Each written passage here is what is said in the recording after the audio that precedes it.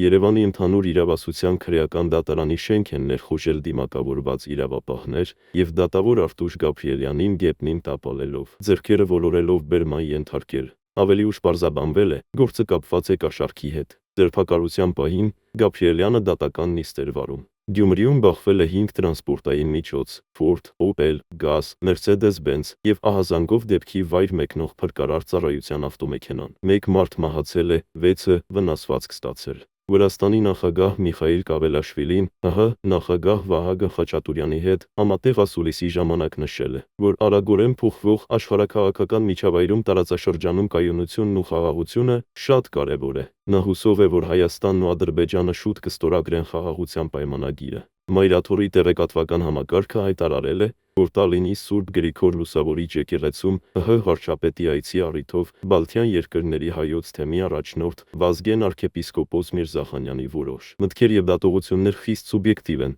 անհատական և վերագրելի չեն եկեղեցուն։ Վազգեն Սրբազանն ասել էր, թե աղոթում է Փաշինյանի ծրագրերի իրականացման համար։ Ապրիլի 28-ի լույս 29 գիշերն անհանգիստ է անցել Պակիստանի և Հնդկաստանի սահմաններին։ Ակտիվ հրաձգություն է գրանցվել ծանր հրաձգային զենքի և հրետանու կիրառմամբ։ Օրվա ընթացքում նաև անօդաչուներ են կիրառվել։ Իրավիճակը լարվել է Սիրիայում։ Անվտանգության ուժերի և դրուզական ջոկատների միջև բախումներ են սկսվել Դամասկոսի մերձակայքում։ Բախումների հետևանքով զոհվել է առնվազն 3 մարդ։ Լիբանանի բանակը հարձակվել է իր տարածքում Հեզբոլլահի ավելի քան 500 օբյեկտների վրա։ Հարձակման թիրախները գտնվել են Լիտանի գետի հարավում և հյուսիսում, ինչպես նաև Բեյրութի արվարձաններում։ Լիբանանում պատրաստվում են կազմ և պատրաստ ընդունել հաշտության համաձայնագրի մոնիթորինգի տեսուչ գեներալ Ջեֆերսին։ Ուկրաինայի նախագահ Զելենսկին արձագանքել է ռուս պաշտոնակից Պուտինի հաղթանակի օրվան ընդառաջ քառօրյա հրադադարի առաջարկին։ Ինքն էլ առաջարկել է 30-օրյա հրադադար։ Կրեմլը մերժել է այդ առաջարկը։